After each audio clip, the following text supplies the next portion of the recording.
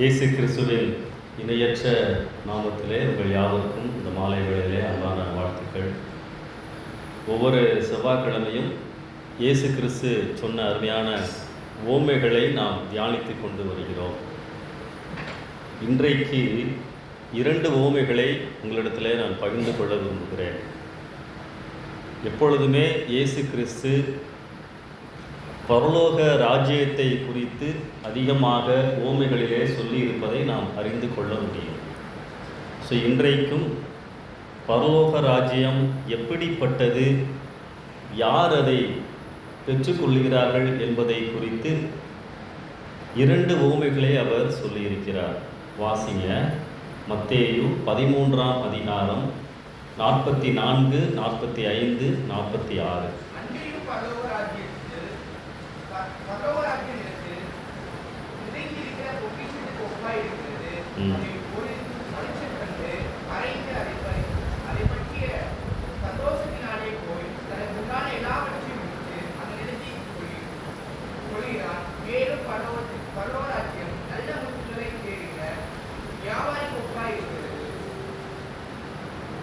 அவ்வளோதானா? 46.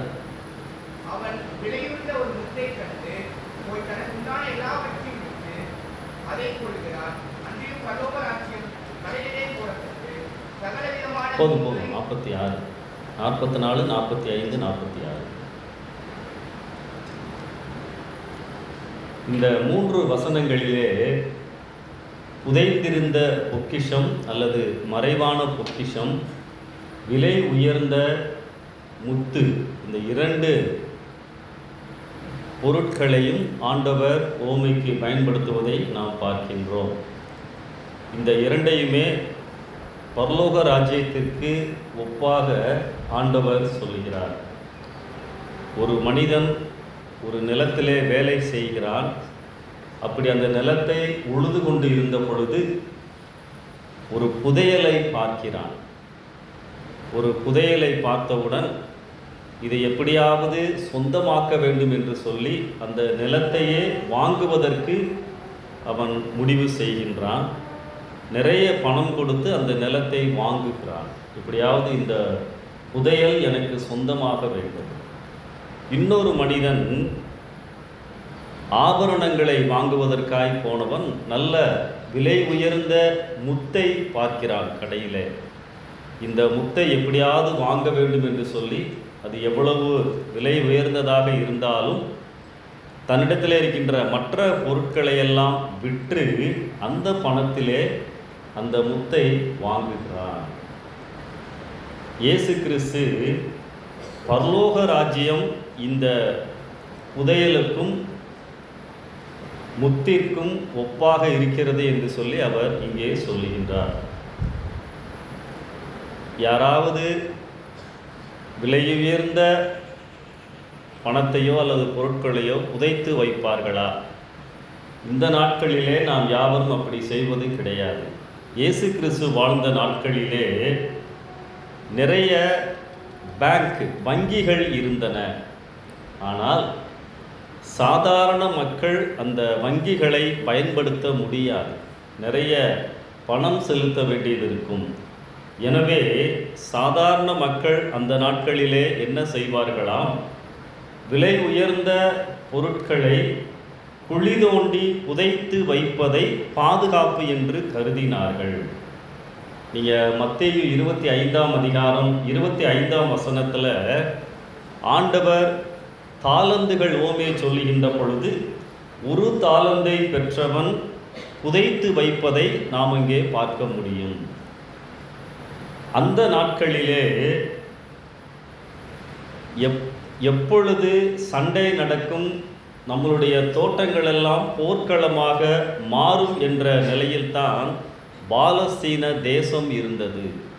ரோமர்களுக்கும் யூதர்களுக்கும் சண்டை நடந்தது. மற்ற நாடுகளுக்கும் ரோமர்களுக்கும் சண்டை நடந்தது. இப்படி போர் நடக்கின்ற பொழுதெல்லாம் திடீரென்று சண்டை, யுத்தம், போர் வரும் என்று அறிந்தால் மக்கள் என்ன செய்வார்கள்? விலை உயர்ந்த விலை மதிப்புள்ள பொருட்களை தாங்கள் இருக்கின்ற இடத்திலே பூமியிலே தோண்டி புதைத்து விட்டு வேறு இடங்களுக்கு செல்லுவார்கள். இங்கே இருந்தால் அது பாதுகாப்பாக இருக்கும், மீண்டும் வந்து எடுத்துக்கொள்ளலாம் என்று நினைப்பார்கள். மகா அலெக்சாண்டர், கிங் அலெக்சாண்டர் பாபிலோனிலே இறந்த பொழுது, அவர் இயேசு கிறிஸ்துவுக்கு முன் வாழ்ந்தவர், இறந்த பொழுது அவர் முகம் பொறிக்கப்பட்ட நிறைய தங்க நாணயங்களை அரசாங்க அதிகாரிகள் பூமியில் புதைத்து வைத்ததாக கூறப்படுகின்றது. எனவே அவர்களுக்கு நன்கு தெரிந்த ஒரு காரியத்தை பரலோக ராஜ்யத்திற்கு ஒப்பாக இயேசு கிறிஸ்து பயன்படுத்துகிறார். புதையல், அடுத்து முத்து. அந்த நாட்களில் மனிதனுடைய இதயத்தில் முத்துக்கள் தனி இடத்தை பெற்றிருந்தது. மக்கள் பணத்திற்காக மட்டுமல்ல, அந்த முத்தின் அழகிற்காகவும் நிறைய முத்துக்களை சேர்த்து வைப்பார்களாம். இங்கே ஆண்டவர் இந்த இரண்டு காரியங்களையும் பரலோக ராஜ்யத்திற்கு ஒப்பாக சொல்லி, எந்த அளவிற்கு பரலோக ராஜ்யத்தை நாம் முக்கியமாக நினைக்க வேண்டும் என்ற கருத்திலே அவர் சொல்லுகின்றார். பரலோக ராஜ்யம் அல்லது பரலோக ராஜ்ய வாழ்வு எப்படி நாம் புரிந்து கொள்ளுவது? பரலோக ராஜ்யத்தின் வாழ்க்கை என்று சொன்னால் ஆண்டவருடைய சித்தத்தை ஏற்றுக்கொண்டு அதை நிறைவேற்றுகின்ற வாழ்க்கை. மத்தேயு 6ஆம் அதிகாரம் 10ஆம் வசனத்தில் ஆண்டவர் கற்றுக் கொடுத்த ஜெபத்தில், உம்முடைய ராஜ்யம் வருவதாக, உம்முடைய சித்தம் பரலோகத்தில் செய்யப்படுகிறதைப் போல பூமியிலேயும் செய்யப்படுவதாக. நம்ம பரலோக ராஜ்யம்னா நம்ம உடனே என்ன நினைக்கிறோம் தெரியுமா? உடனே மேலே இருக்குது, நம்ம எல்லாரும் அங்கே போக போகிறோம். அதை மட்டும் இந்த பரலோக ராஜ்யம் குறிப்பிடவில்லை. லூக்கா 17ஆம் அதிகாரம் 21ஆம் வசனம் யாராவது வாசிங்களேன்.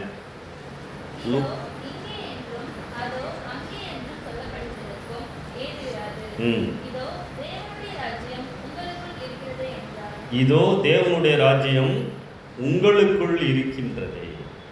என்றைக்கு நான் இயேசு கிறிஸ்துவை ஏற்றுக்கொள்கிறேனோ, என்றைக்கு நான் இயேசு கிறிஸ்துவனுடைய ஆளுகைக்கு வந்து விட்டேனோ, அன்று முதல் பரலோக ராஜ்யம் அல்லது இயேசு கிறிஸ்துவனுடைய அரசாட்சி என் இதயத்தில் வந்து விடுகின்றது. அப்போ பரலோக ராஜ்யம் என்று சொன்னால் accept and do the God's will in my life. ஆண்டவர் இயேசு கிறிஸ்துவை ஏற்றுக்கொண்டு அவருடைய விருப்பத்தின்படி வாழ்கின்ற வாழ்க்கை பரலோக ராஜ்யத்தின் வாழ்வு. சரி, இப்போ ஆண்டவர் இந்த பரலோக ராஜ்யத்தின் வாழ்க்கையை மறைவான விலை உயர்ந்த பொக்கிஷத்திற்கும் விலை மதிப்பில்லாத முத்திற்கும் இணையாக சொல்லுவதை நாம் பார்க்கின்றோம். அப்படி என்றால் பரலோக ராஜ்யத்தை நாம் எப்படி புரிந்து கொள்ளுவது? 3 விதங்களிலே நாம் புரிந்து கொள்ள முடியும். முதலாவது, பரலோக ராஜ்ய வாழ்வு விலை மதிப்பில்லாதது. இங்கே பார்க்கிறோம், இந்த இருவருமே தனக்குண்டான எல்லாவற்றையும் விற்று வாங்குகிறார்கள். அப்போ இயேசு கிறிஸ்துவோடு இணைந்து வாழ்கின்ற வாழ்க்கை இந்த உலகத்திலே இருக்கின்ற மற்ற எல்லா பொருட்களை காட்டிலும், எல்லா விதமான காரியங்களை காட்டிலும் மேலானது, விலை மதிப்பில்லாதது. மத்தேயு 16:26 வாசிங்க.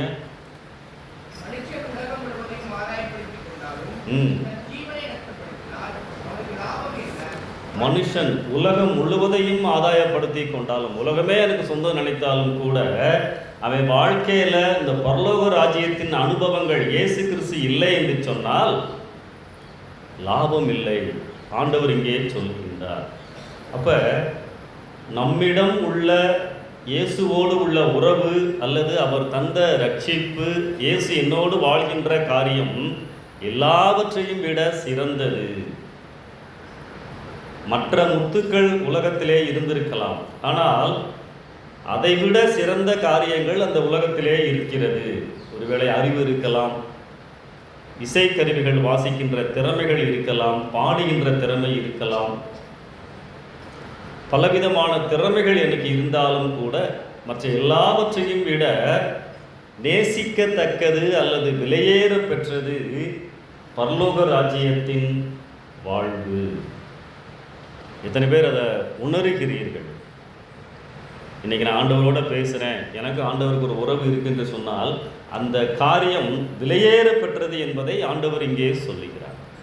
ரெண்டாவது காரியம், இவர்கள் இருவரும், நிலத்தில் வேலை பார்த்தவனும் முத்து வாங்க சென்றவனும், அந்த பொருட்களை சொந்தமாக்க தங்களிடம் இருந்ததை விற்றார்கள். அப்போ பரலோக ராஜ்ய வாழ்வு விலை மதிப்பு இல்லாதது மட்டுமல்ல, விட்டு கொடுத்து பெற்றுக்கொள்ளுவது. தங்களிடத்திலே நிறைய காரியங்கள் இருந்தாலும் அந்த புதையலுக்கும் பொக்கிஷத்திற்கும் முத்திற்கும் முக்கியத்துவம் கொடுத்தார்கள். எனக்கு கண்டிப்பாக அந்த புதையல் வேண்டும், எனக்கு கண்டிப்பாக இயேசு என் வாழ்க்கையில் வேண்டும், அதற்காக நான் எதையும் இழப்பதற்கு ஆயத்தம். உலகம் எதை முன்வைக்கின்றதோ அவைகளையெல்லாம் நான் பின்தள்ளுவதற்கு ஆயத்தம். அப்போ ஆண்டவரே, உம்மோடு நான் கூடுதலாக உறவு வைத்துக்கொள்ள, உம்மை இன்னும் அதிகமாய் அறிந்து கொள்ள என் விருப்பங்களை எல்லாம் தியாகம் செய்கிறேன். பரலோக ராஜ்ய வாழ்வு விட்டு கொடுத்து பெற்றுக்கொள்ளுவது. பவுல் எப்பொழுதுமே தன்னுடைய கடிதங்களிலே மற்ற விசுவாசிகளுக்கு ஆலோசனை சொல்லுகின்ற பொழுது தன்னுடைய அனுபவத்திலே இருந்து நிறைய காரியங்களை சொல்லுவார்.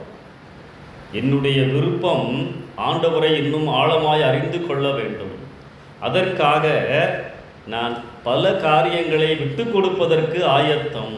வாசிங்க, கொஞ்சம் வேகமாக வாசிங்க. பிலிப்பியர் 3ஆம் அதிகாரம் 7 to 11 வசனங்கள். பிலிப்பியர் 3, 7 to 11.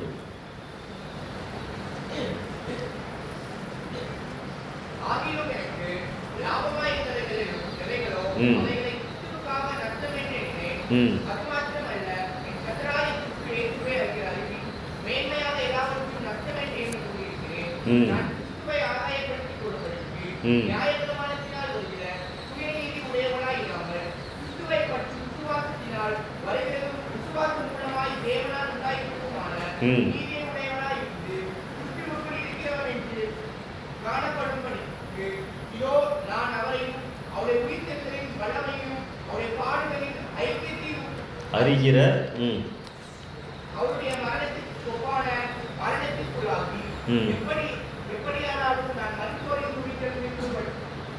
மெல்லைய வாசி, பரவாயில்ல.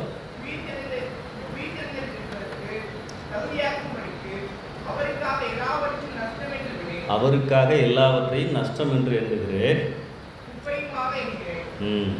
11 வரைக்கும் வாசிச்சிட்டிங்களா? இங்கே பவுல் என்ன எழுதுகிறார்? ஆண்டவரை அறிந்து கொள்வதற்காக என் வாழ்க்கையிலே நான் எவைகளையெல்லாம் நான் மேன்மையாக நினைத்திருந்தேனோ.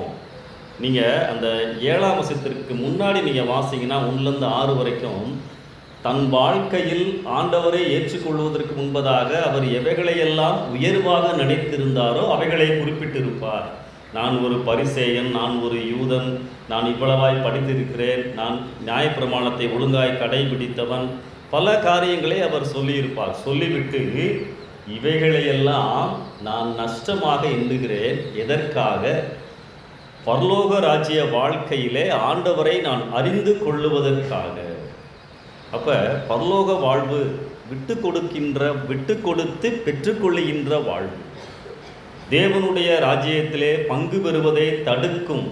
ஆண்டவரோடு நான் நல்ல உறவு வைத்துக் கொள்வதற்கு எவைகளெல்லாம் எனக்கு தடையாக இருக்கின்றதோ அவைகளையெல்லாம் நான் விட்டு விடுகிறேன்.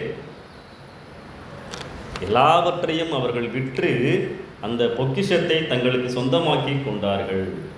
எல்லாவற்றின் மீதும் நமக்கு உள்ள ஆசை, பாசம் அனைத்தையும் விட்டுவிட்டு, கிறிஸ்துவே உம்மையை நான் விலையேற பெற்றவராக தெரிந்து கொள்ளுகிறேன். அப்போ பரலோக வாழ்வு விட்டு கொடுத்து பெற்றுக்கொள்ளுவது. ஆண்டவரே, எனக்கு சில காரியங்கள் பிரியமாக இருந்தாலும்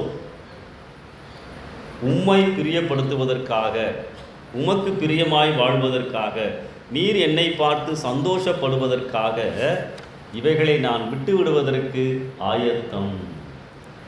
2 காரியம் நான் சொல்லியிருக்கேன் இல்லையா? பரலோக ராஜ்ய வாழ்வு விலை மதிப்பில்லாதது.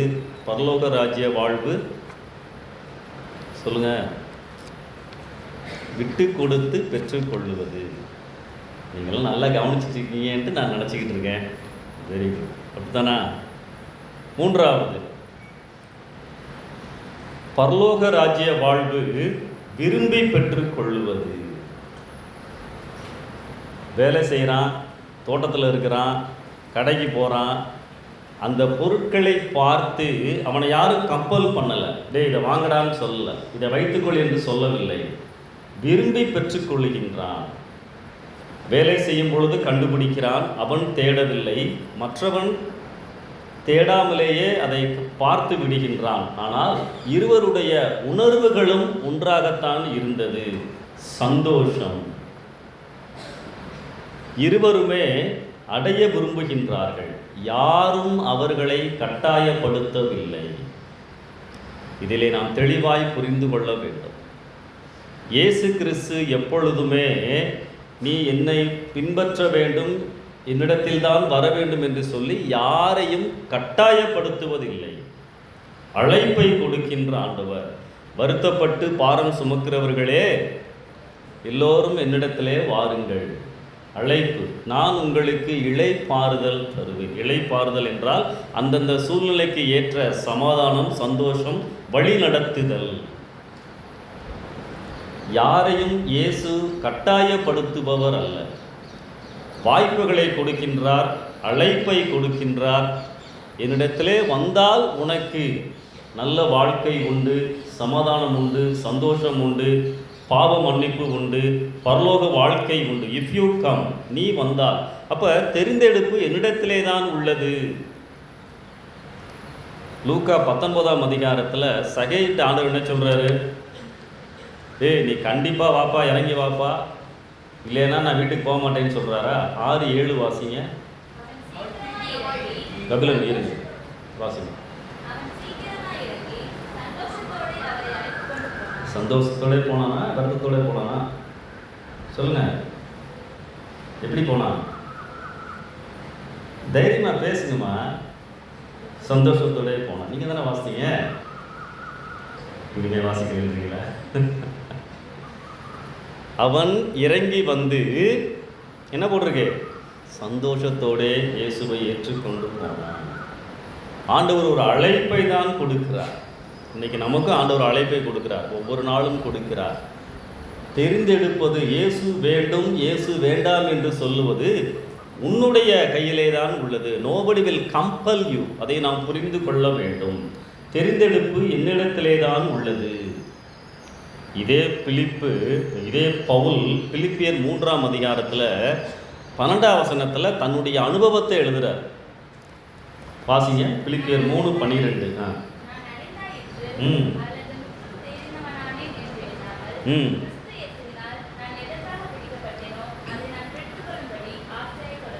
அல்லேலூயா. என்ன எழுதுறார் பவுல்? ஆசையாய் தொடர்கிறேன். இயேசுவை நம்பி வந்ததுனாலே எனக்கு கஷ்டம் இல்லை, வருத்தம் இல்லை.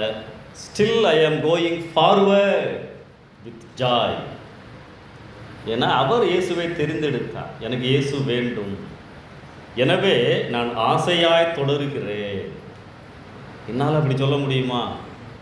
அப்போ பரலோக ராஜ்ய வாழ்வு விரும்பி பெற்றுக்கொள்ளுவது, கட்டாயம் அல்ல, கனிவோடு அழைக்கின்ற இயேசு. வாய்ப்புகளை கொடுப்பார். ஒருவேளை இங்கே படிக்கிறவங்க பல ஊர்களிலிருந்து வந்திருக்கிறீங்க. இங்கே வந்துதான் நீங்கள் ஒருவேளை முதலாக இயேசு கிறிஸ்துவை பற்றி கேள்விப்பட்டிருக்கலாம், அறிந்திருக்கலாம். அவர் ஏற்றுக்கொண்டு வாழ்வது உங்களுடைய கரத்திலே தான் உள்ளது. ஏற்றுக்கொண்டால் இப்படிப்பட்ட அருமையான ஒரு வாழ்க்கை. அப்போ பரலோக ராஜ்ய வாழ்வு விரும்பி பெற்றுக்கொள்கின்ற ஒரு வாழ்க்கை. அன்பானவர்களே, இயேசு கிறிஸ்து சொன்ன இந்த 2 உவமைகளிலே 3 சத்தியங்களை நாம் அறிந்து கொள்ள முடியும். இயேசு கிறிஸ்துவோடு வாழ்கின்ற வாழ்க்கை விலையேற பெற்றது, விட்டு கொடுத்து பெற்றுக்கொள்ளுவது, விரும்பி பெற்றுக்கொள்ளுவது. திருப்தியை ஆண்டவர் கொடுக்கிறார், சந்தோஷத்தை கொடுக்கிறார், நிறை வாழ்வை கொடுக்கின்றார். அந்த பொக்கிஷம், அந்த முத்து இயேசு கிறிஸ்துவே. வாங்கினால் ஆசீர்வாதம். பழைய ஏற்பாட்டில் யோசேப்பு எப்பொழுதுமே இயேசு கிறிஸ்துவுக்கு ஒப்பாக சொல்லப்படுவார். வாசிங்க, கொஞ்சம் வேகமாக வாசிங்க. ஆதியாகமம் 39 முதல் 5 வசனம் வாசிங்க. திரும்ப எங்கிட்ட வாசித்தாங்க, வாசிங்க.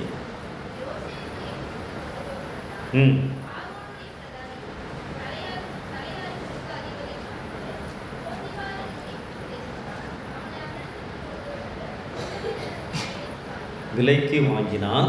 வாசிக்கலாம். கர்த்தர் யோசேப்போடே இருந்தார்.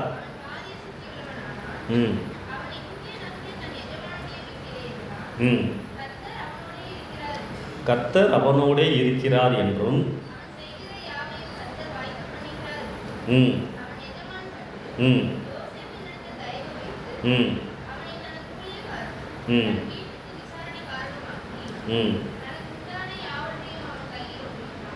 பார்த்தீங்களா? யோசேப்பின் நிமித்தமாக அந்த போத்திபாருடைய வீடு ஆசீர்வதிக்கப்பட்டது. வாங்கினான். இங்கே இயேசுவை நான் பெற்றுக்கொண்டால், இயேசு என்னோடு இருப்பதினால் யோசேப்பை ஆசீர்வதித்ததைப் போல, பார்வோனுடைய வீட்டை அசீர்வதித்ததைப் போல இயேசு என்னையும் உயர்த்துவார், ஆசீர்வதிப்பார். வாங்கினால் ஆசீர்வாதம். அன்பானவர்களே, இதைத்தான் ஆண்டவர் நமக்கு இந்த மாலை வேளையிலே உணர்த்துகிறார். அழைப்பு எல்லாருக்கும் உண்டு, தெரிந்தெடுப்பு என்னுடைய கரத்திலே உண்டு. இயேசு கிறிஸ்துவோடு வாழ்கின்ற வாழ்க்கை, விரும்பி பெற்றுக்கொள்கின்ற வாழ்க்கை, அது உண்மையான வாழ்க்கை. யோசேப்பை முன் வைத்ததினால் பார்வோனின் வீடு ஆசீர்வதிக்கப்பட்டது. உன் வாழ்க்கையில் இயேசுவை நீ முன் வைக்கின்ற பொழுது உன் முழு வாழ்க்கையும் ஆசீர்வதிக்கப்படும். அப்படிப்பட்ட கிருபைகளை ஆண்டவர் தருவாராக. கண்களை மூடி ஜெபிக்கலாம்.